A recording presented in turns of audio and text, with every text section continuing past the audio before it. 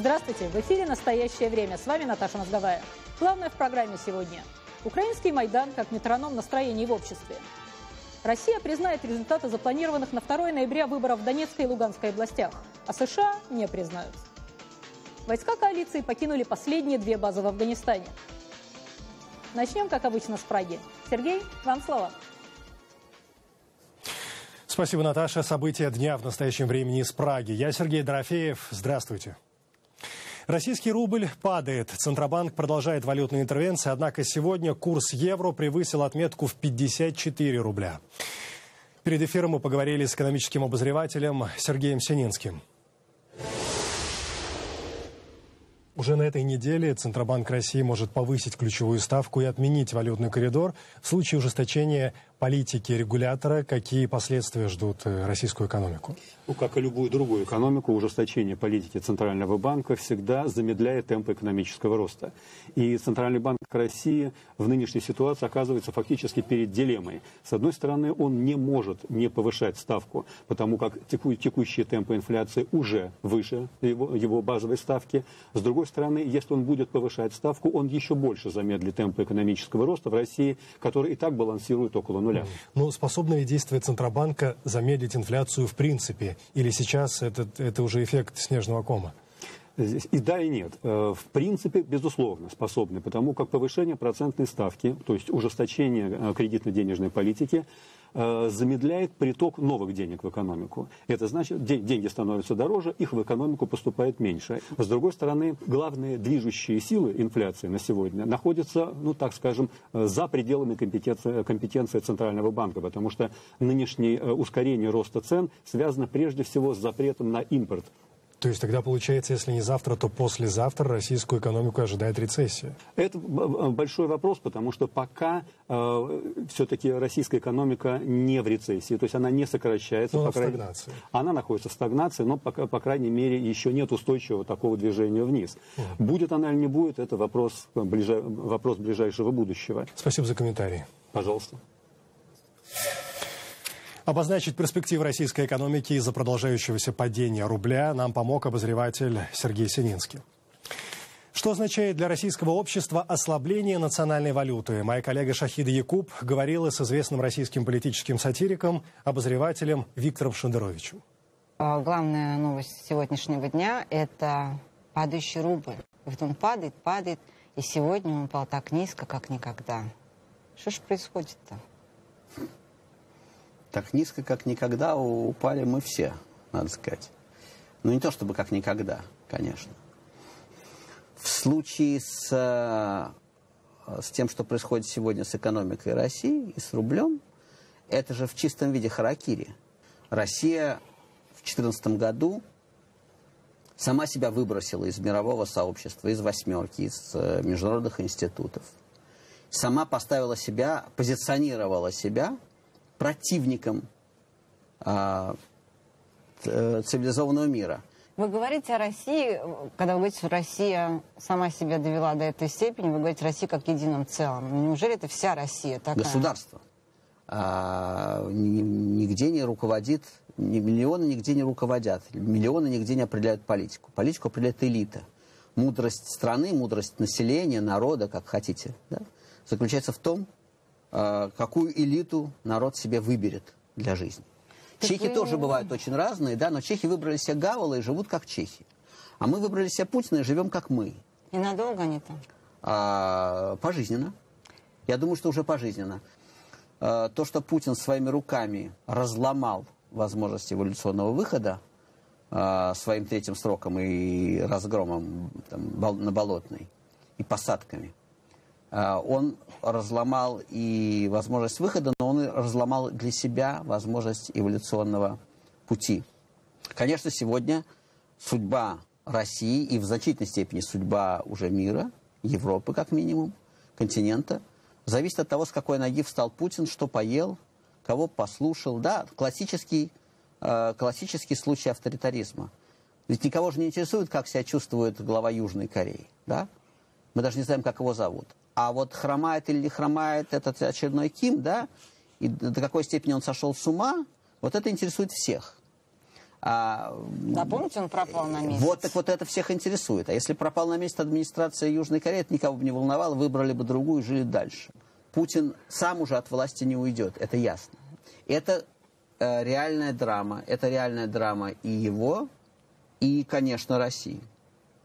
Стагнирующая Россия – это угроза не только для Европы, это угроза для стран бывшего Советского Союза, это угроза для всего мира. Разумеется. И в отличие от прошлых лет, кажется, Европа начинает это понимать. Другое дело, что они так долго... Ведь болезнь запущена в том числе Европой и Америкой, которая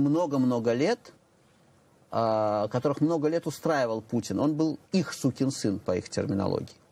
Они знали, что он сукин сын, безусловно, но он был их сукин сын, потому что газ поставляет, границы не нарушает, базы дает среднеазиатские для борьбы с талибами, в Совете Безопасности договориться можно, да? То есть, терпим, рационально терпим. В 2014 году выяснилось, что он уже не их сукин сын, что этот сукин сын играет отдельную страшную игру. То есть он их перехитрил? Их это застало врасплох. Не то чтобы даже перехитрил. Просто у него снесло крышу по-настоящему. Победа на Олимпийские игры и Крым просто снесли ему крышу. Авторитарным властителям крышу сносят регулярно. Абсолютная власть сносит крышу. Это нормально, это понятно. Помните «Властелин колец»? На то и, собственно говоря, разделение властей, чтобы у главы государства не сносило крышу. Вот в Америке, если у него снесет крышу, это его личная проблема, потому что будет импичмент немедленно. Если он развяжет войну или попытается узурпировать власть. Да, на этот случай есть очень много инструментов, которые не позволят ему это сделать. Поэтому там не сносят крышу.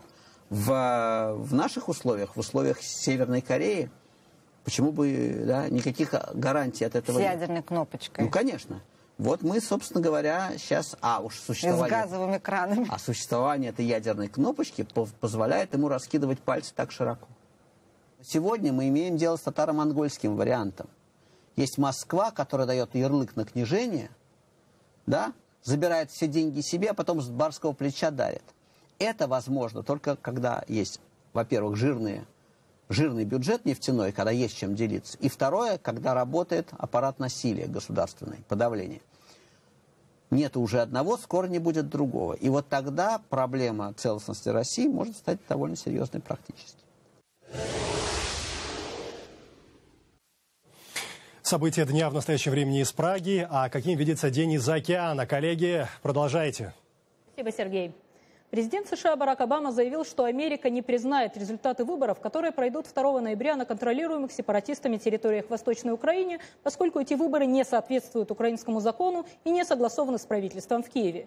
Между тем, министр иностранных дел Российской Федерации Сергей Лавров сообщил сегодня, что Россия выборы на Донбассе признает, назвав это одним из важнейших направлений минских договоренностей. С нами на связи бывший представитель американской администрации Мэтью Брайза, который возглавляет сегодня Международный центр по вопросам обороны в Таллине. Добрый день, Мэтью. Добрый день. США и Россия, получается, очень по-разному трактуют эти соглашения, которые были подписаны в сентябре в Минске. Можно ли действительно считать выборы, которые будут проведены на территории вот этих самопровозглашенных Донецкой и Луганской республик, одним из условий этих договоренностей? Да и нет. В принципе, да, но фактически нет. Потому что по Минской договоренности там написано, что, во-первых, такие выборы должны состояться 7 декабря, а не 2 ноября. Но более принципиально, это то, что по этой договоренности там написано, что такие выборы должны быть проведены в соответствии с законом Украины по самоуправлению. Вот в этом законе написано, что такие выборы по самоуправлению должны соответствовать законодательством Украины. Что значит, если такие выборы не будут по закону Украины, они не включаются в Минской договоренности, честно говоря. Ну, это, между тем, Белый дом сообщил о предстоящем визите вице-президента Джо Байдена в Украину, который состоится в середине ноября. То есть в Вашингтоне явно не собираются упускать эту тему из вида. Но давайте введем еще одну тему. Новый генсекретарь НАТО Йенс Столтенберг заявил о необходимости сохранить Североатлантический альянс сильной организацией. Сказал, что нужно работать над обеспечением большей стабильности в регионе.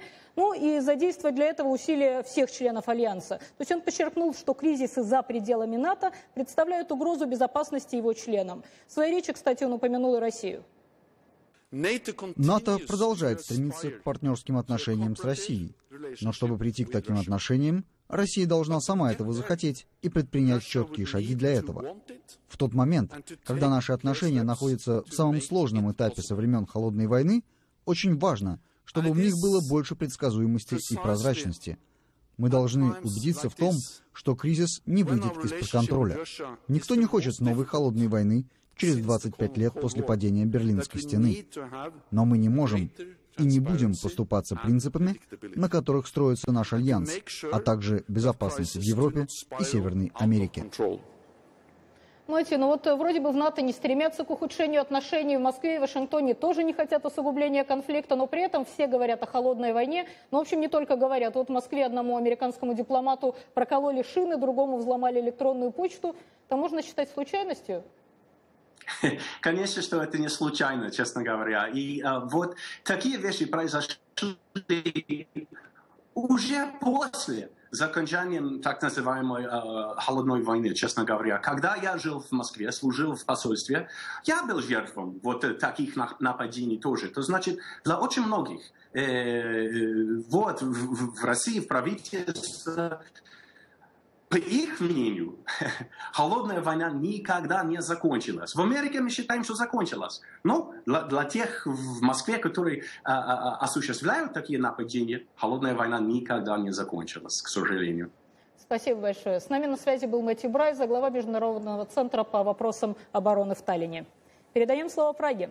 Сергей? Кто победил на парламентских выборах в Украине? Конечных официальных результатов пока нет. Народный фронт премьер-министра Арсения Яценюка, пусть и не намного, но все увереннее обходит блок Петра Порошенко. И вот главное, чем сейчас заняты лидеры партии, это переговоры. Кто, по какому принципу и, главное, на каких условиях войдет в парламентскую коалицию. Министр юстиции, кандидат в депутаты от фронта Павел Петренко сделал важное заявление. Партия объявила всем о лидерстве в будущей коалиции. Народный фронт готов быть базой для формирования коалиции из демократических политсил, прошедших в парламент. Президент Порошенко уже встретился с лидером Народного фронта Яценюком и лидером самопомощи Садовым. Самопомощь – новая политическая сила, по предварительным результатам выборов, идущая третьей. Переговоры продолжаются. Тем временем партия «Батькивщина» Юлии Тимошенко ждет личного приглашения в коалицию. Президент и премьер должны позвонить лидеру и сказать: «Юлия Владимировна, приглашаем». Собраться женщина может на базар, а в коалицию приглашают, сказала кандидат в депутаты от «Батькивщины» Александра Кужель. Екатерина Кочкина, программа «Настоящее время». Близится годовщина Кровавого Майдана. «Майдан» — так называется фильм украинского режиссера Сергея Лазницы. Ленту уже увидели во многих странах. Она снималась, когда на улицах Киева гремели взрывы, был дым от покрышек и гибли люди. С Сергеем Лазницей мы встретились накануне в Праге, когда он представлял свой фильм в чешской столице. Вот фрагмент нашего интервью.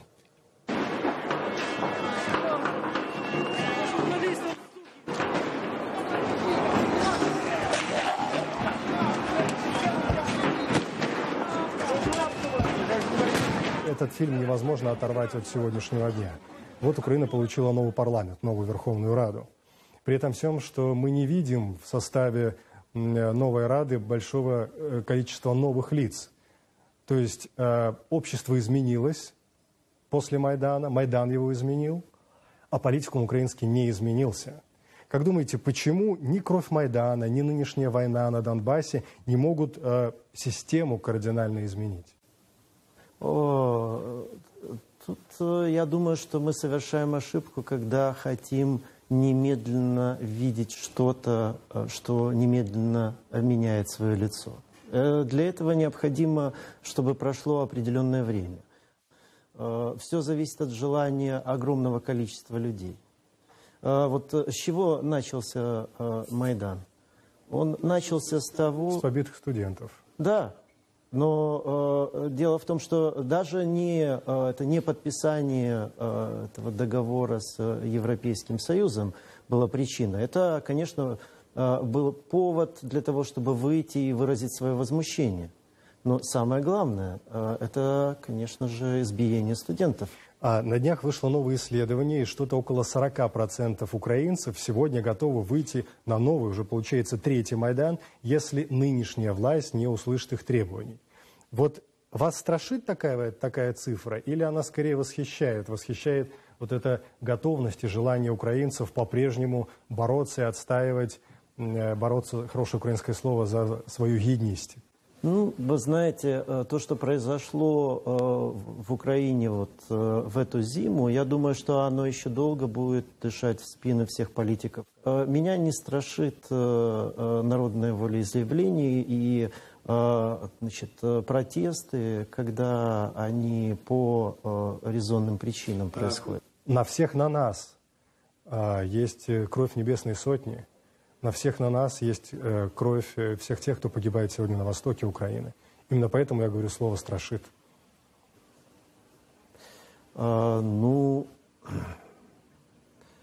Я, как я был на Майдане, и я почувствовал этот коллективный разум, ведь у этой революции не было лидеров, на мой взгляд, и у этой революции не было партии одной. Майдан управлялся штабом, в который входило огромное количество различных общественных организаций и гражданских лиц. Это в отличие от, например, выступлений на Болотной в Москве, где выступают определенные, человек 15-20 известных граждан страны, на Майдане выступали неизвестные люди. Это был фрагмент интервью с режиссером фильма «Майдан» Сергеем Лазницей. Программа «Настоящее время». Спасибо, что смотрите. Время передавать слово коллегам. Вашингтон. Спасибо, Сергей. США и Великобритания официально покинули две последние базы в Афганистане – Кэмп Бастион и Кэмп Лазарнак, передав их под контроль местным силам безопасности. Судя по реакции экспертов и журналистов, событие прошло без помпы и не вызывает особого оптимизма. Vice News пишет в Твиттере: «Неясно, кто заполнит вакуум, оставляемый США и Британией в Афганистане». Global Post тоже в Твиттере: США и Британия наконец покинули провинцию Гельманд в Афганистане. Праздновать нечего. С нами на связи наш корреспондент Игорь Тихоненко. Игорь, сохраняют ли коалиционные войска какое-то присутствие в Афганистане? Если да, надолго ли? Наташа, приблизительно 13 лет назад со сверхсекретной операцией по переброске американских морских пехотинцев из соседнего Пакистана в афганскую провинцию Гельманд началась военная кампания США и других стран по свержению Талибана в Кабуле.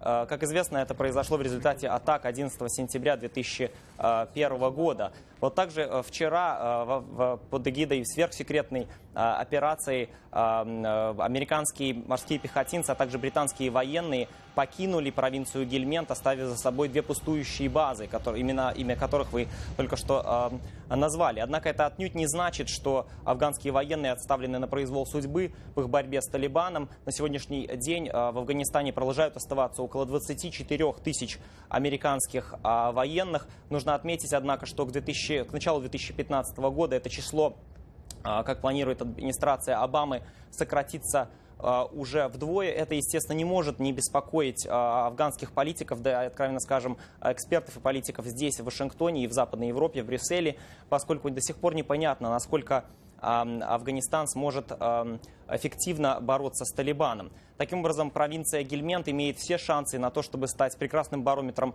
того, насколько же афганские военные способны самостоятельно отстаивать суверенитет своей страны. Наташа? Спасибо. Это был наш корреспондент Игорь Тихоненко. Напомним, с момента свержения режима талибов в Кабуле прошло 13 лет. За время войны в Афганистане погибли более 20 тысяч мирных жителей. Армия США потеряла в Афганистане 2349 человек, британцы – 453 военных. Убийство журналиста является высшей формой цензуры, пишут в Комитете по защите журналистов. За последние 10 лет 370 журналистов были убиты. В 90% случаев убийство осталось безнаказанным. Россия, к сожалению, стоит в этом вопросе в одном ряду с Ираком, Сомали, Филиппинами, Мексикой, ну и Сирией. Сегодня был опубликован новый отчет Комитета.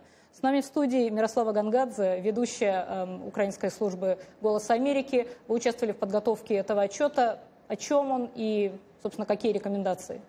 Ну, главное в этом отчете то, что первый раз в этом году Организация Объединенных Наций признала день 2 ноября днем безнаказанности. И как бы это такое важное событие, поскольку долгое время мы как бы закрывали глаза на проблему безнаказанности и, в принципе, нерасследования убийств и против журналистов.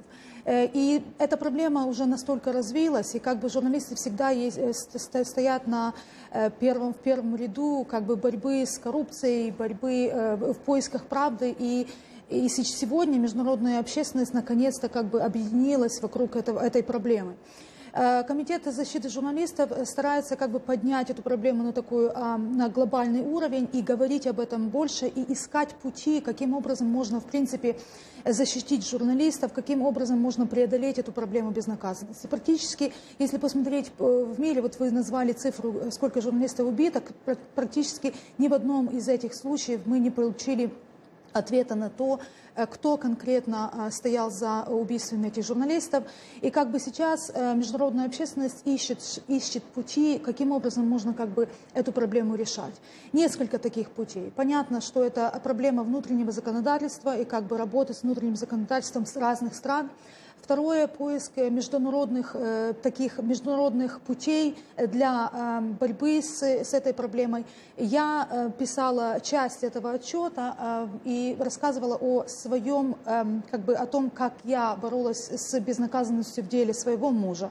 И, в принципе, в общем, это принесло какие-то результаты. Это принесло какие-то результаты. Это все длится уже 14 лет. Но, в принципе, это как бы пример того, как можно, что с этой проблемой можно бороться, если как бы очень ответственно и постоянно этим заниматься. Я использовала международные механизмы, я хочу, чтобы чтобы мои коллеги как бы взяли этот опыт и пробовали как бы бороться каждый на своем уровне. Спасибо большое, Мирослава. Напомним, 2 ноября – День безнаказанности. С нами в студии была Мирослава Гангадзе. Какие ассоциации возникают у вас при слове «патриотизм»? Кому мерещатся березки, у кого вспоминаются дедушкины медали, а кто вспоминает про начальника цеха «Уралвагонзавод» Игоря Холманских, который во время телемоста с Путиным заверил тогдашнего премьер-министра о готовности вместе с мужиками выйти на улицу и отстоять свою стабильность, разумеется, в рамках закона. Взгляд на патриотизм в России из Нью-Йорка. В репортаже Виктории Купчинецкой. Нью-йоркский фотограф Миша Фридман для своего нового проекта не искал знаменитостей. В Москве и Петербурге, в Поволжье и на Северном Кавказе, в Сочи, в Сибири и на Дальнем Востоке он ловил рядовых российских граждан. На улице, в курилках, в медицинских офисах, у них дома за чашкой чая. Более 130 человек по всей стране и за границей. И у каждого пытался выяснить, что для них быть патриотом России. Это Никита Высоцкий. Ну и даже это было случайно. Фридман поставил перед собой непростую задачу – включить в проект все интервью и фотографии, которые сделал. Результаты без купюр, редактуры и специального отбора поместить на новый сайт patriotism.imrussia.org. 1,5 года работы над проектом, и Миша наотрез отказывается подгонять полученные данные под какую-либо формулу. Заметьте, что я не спрашиваю людей, что такое патриотизм. То есть я себя не спрашиваю. То есть это не обо мне. А задавал он вот какие вопросы. Что такое настоящий россиянин? Что такое патриотический поступок? Любить родину и любить правительство – это одно и то же. Можно ли быть патриотом и не соглашаться с властью? Думали ли вы об эмиграции? Как вы относитесь к мигрантам? Отвечали самые разные люди, у которых журналисты обычно об интервью не просят. Ведущая праздничных мероприятий из Москвы, петербургский врач, житель коммунальной квартиры, вышедший покурить с бутылочкой пива, подростки. Дама – клиент фешенебельной медицинской клиники во Владивостоке. 4 поколения, 6 вопросов. 8 разных регионов в России, плюс несколько стран за рубежом. Больше 100 респондентов. Павел Ходорковский – президент американской НКО «Институт современной России». Организация является спонсором проекта. Несмотря на некоторые негативные тенденции в нашем обществе в последние несколько лет, множественность мнений на самом деле восторжествовала. Для автора в этом проекте неожиданностью тоже стало то, что россияне не отождествляют патриотизм с государством. Вне зависимости от такой пропаганды, большинство людей вне зависимости от региона очень четко для себя разделяли, что такое Родина и что такое правительство. И судя по ответам, не ассоциируют одно с другим. Новый сайт запущен на русском и на английском языках. Пусть по обе стороны океана пользователи этого ресурса сами разбираются, что такое сегодня патриотизм по-российски. Виктория Купчинецкая, Сергей Гусев, Нью-Йорк. Ну а теперь передаем слово Праге. Сергей? Спасибо. В Грузии сменяются президенты и правительство, но есть одна неизменная составляющая жизни Тбилиси. Кто бывал в Грузии, меня поймут, это бездомные собаки. По улицам города бродят до 60 тысяч бездомных псов, как дворняжек, так и породистых. Контролировать популяцию животных начали сравнительно недавно. Занимаются этим в основном волонтеры. Детали далее в сюжете с Виадом Чедлишвили и Ореста Тодуа. Каждый раз, направляясь на работу, Евгения Тодуа сворачивает с нужного ей пути в соседний двор. Здесь ее ждет дворняжка Лува. Евгения приносит собаке корм, недавно сделала ей прививку. 80% населения, которые видят, как я вот просто иду по улице и достаю из сумки пакет паштета или корма и кормлю какую-то бродячую кошку или собаку, ну, в основном все воспринимают это ха-ха-ха, как что ей, мол, делать нечего и все такое. Евгения уже несколько лет помогает безнадзорным животным, лечит их, устраивает в приюты. Кроме того, девушка вместе с такими же волонтерами-добровольцами отслеживает случаи ненадлежащего или жестокого обращения с собаками. Если ты за собаку отвалил $800, $1000, то ты очень крутой тип. Но тем не менее, после, допустим, какой-то там болезни собачьей и из-за твоих ошибок, что ты там не сделал вовремя прививку или там упустил какой-то комариный укус, который потом перерос в лишманиоз, ты просто можешь эту собаку взять, за которую ты отгрохал такую сумму, и выбросить ее на улице. У собак, от которых отказались хозяева, дальнейшая судьба, как правило, одинакова. В худшем случае неприспособленные к уличной жизни животные гибнут в подворотнях, в лучшем оказываются в приюте.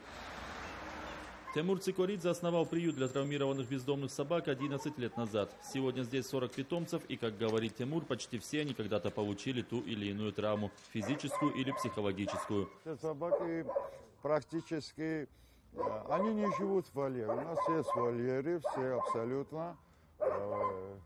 Там есть ветеринарная комната.